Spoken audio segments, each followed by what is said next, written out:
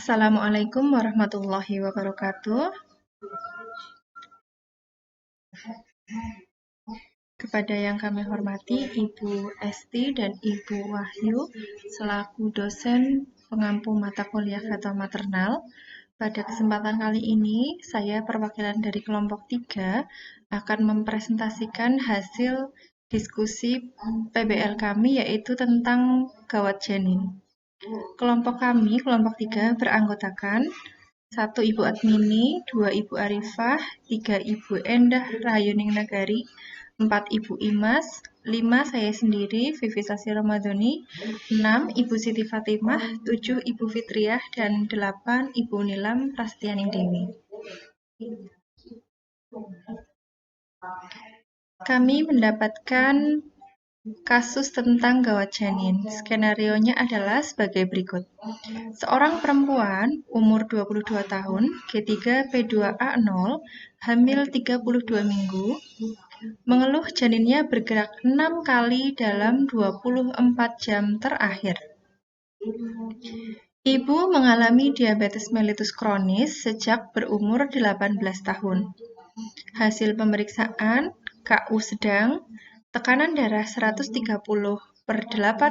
mm Hg, nadinya 88 kali per menit, suhunya 37 derajat Celcius, TFU-nya 22 cm, DJJ-nya 190 kali per menit, dan presentasinya kepala. Langkah yang pertama, kami sebelumnya mengadakan Zoom meeting. Yang pertama kali kami lakukan adalah kami mengklarifikasi istilah terlebih dahulu. Yang pertama yaitu janin. Janin yaitu pertemuan sebuah sel telur atau ovum dengan sebuah sel sperma atau spermatozoa. Pertemuan ini menghasilkan noktah yang disebut zigot. Di dalam perut ibu, zigot tumbuh berkembang menjadi janin. Diabetes mellitus kronis yaitu suatu keadaan intoleransi karbohidrat yang dialami sejak sebelum kehamilan. TFU atau tinggi fundus uteri merupakan metode pengukuran sederhana yang dilakukan pada trimester kedua dan ketiga untuk mengukur besarnya janin. Yang keempat adalah DJJ atau detak jantung janin, yaitu kesejahteraan janin dapat dinilai berdasarkan detak jantung janinnya. Perubahan frekuensi dan ritme DJJ menunjukkan adanya gangguan dalam vaskularisasi plasenta yang menyebabkan turunnya kadar oksigen yang diterima oleh janin sehingga menimbulkan keadaan fetal distress atau gawat janin. Langkah yang kedua, kami mencoba untuk mengidentifikasi masalah. Yang pertama, apa itu gawat janin? Yang kedua, apa penyebab gawat janin? Kemudian, bagaimana tanda-tanda gawat janin? Apa resiko gawat janin pada kehamilan dan janinnya? Bagaimana cara menyusun diagnosa kehamilan dengan gawat janin? Kemudian, apa itu DJJ? Bagaimana hubungan antara diabetes mellitus kronis dengan gawat janin? Serta apa tindakan bidan pada ibu hamil dengan diabetes mellitus kronis dengan gawat janin? Yang ketiga, kami melaksanakan curah pendapat berdasarkan yang teman-teman cari literaturnya, kami mendapatkan beberapa pengertian. Yang pertama tentang gawat janin, yaitu gawat janin adalah suatu kondisi bila janin tidak menerima cukup oksigen sehingga terjadi hipoksia. Gawat janin adalah denyut jantung janin kurang dari 100 kali per menit atau lebih dari 180 kali per menit.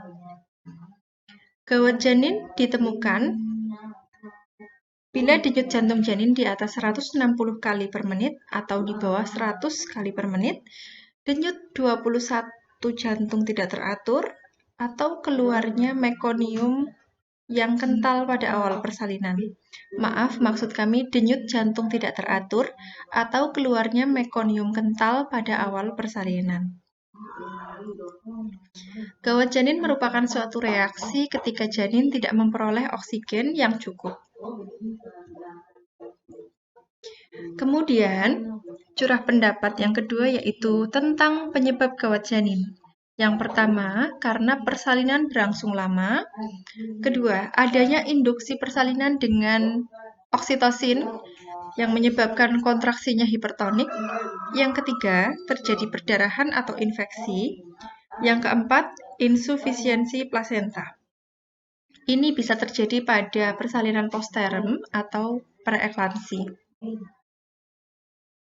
Kemudian, beberapa faktor yang mempengaruhi terjadinya gawat janin. Yang pertama adalah faktor yang mempengaruhi fetal distress secara akut. Ada kontraksi uterus, kompresi tali pusat, kondisi tali pusat plasenta terlepas atau terjadi solusio plasenta. Kemudian depresi pusat pada sistem pernafasan. Yang kedua, faktor sosial yang mempengaruhi fetal distress kronis diantaranya status sosial ekonomi rendah, umur maternal, kebiasaan merokok, penyalahgunaan obat terlarang, riwayat obstetrik yang buruk, penyakit maternal, kondisi plasenta, kondisi fetal, serta faktor risiko intrapartum. Curah pendapat yang ketiga yaitu tanda-tanda gawat janin pada ibu hamil. Yang pertama, gerakan janinnya berkurang secara drastis. Yang kedua, ukuran TFU tidak sesuai dengan usia kehamilannya. Jika ukuran kandungan dirasa terlalu kecil untuk usia kehamilan, hal tersebut dapat menandakan gawat janin. Kemudian ada denyut jantung janin yang abnormal, yaitu jika di bawah 100 kali per menit di luar kontraksi dan di atas 180 kali per menit dan ibu tidak mengalami takikardi atau DJJ yang irregular. Kadang-kadang ditemukan DJJ lebih dari 180 kali per menit tetapi disertai takikardi. Hal ini merupakan reaksi terhadap demam pada ibu, obat-obatan yang menyebabkan takikardi, yaitu obat-obat tokolitik, dan amnionitis. Kemudian, tanda gawat janin yang selanjutnya yaitu adanya mekonium yang kental. Yang keempat, resiko gawat janin pada kehamilan, yaitu berkurangnya aliran oksigen pada janin, dapat menyebabkan pertumbuhan janin terhambat, sehingga mengakibatkan berat badan lahir rendah. Selain itu, bila kekurangan oksigen yang dialami janin sangat parah, dapat menyebabkan janin meninggal di dalam kandungan atau stillbirth. Yang kelima, cara menyusun diagnosa kehamilan dengan gawat janin yaitu G3P2A0, hamil 32 minggu dengan gawat janin dengan DJJ 190 kali per menit. Curah pendapat yang keenam, DJJ, kesejahteraan janin dapat dinilai berdasarkan DJJ-nya. Perubahan frekuensi dan ritme DJJ menunjukkan adanya gangguan dalam vaskularisasi plasenta yang menyebabkan turunnya kadar oksigen yang diterima oleh janin sehingga menimbulkan keadaan fetal distress. Untuk cara mengukur DJJ-nya, yang paling optimal yaitu menggunakan KTG atau kardiotokografi. Tetapi apabila tidak tersedia, kita bisa menggunakan Doppler ataupun fetoskop. DJJ yang abnormal, kurang dari 100 kali per menit di luar kontraksi, atau lebih dari 180 kali per menit dan ibu tidak mengalami takikardi, atau DJJ yang irregular. Kadang-kadang ditemukan DJJ lebih dari 180 kali per menit, tetapi disertai dengan ibu yang takikardi atau nadinya cepat.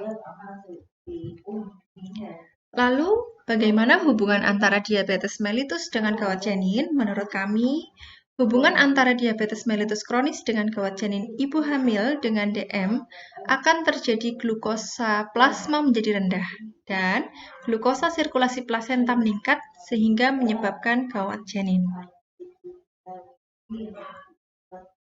Lalu, tindakan bidan pada ibu hamil dengan gawat janin yang pertama yaitu kita memberikan infus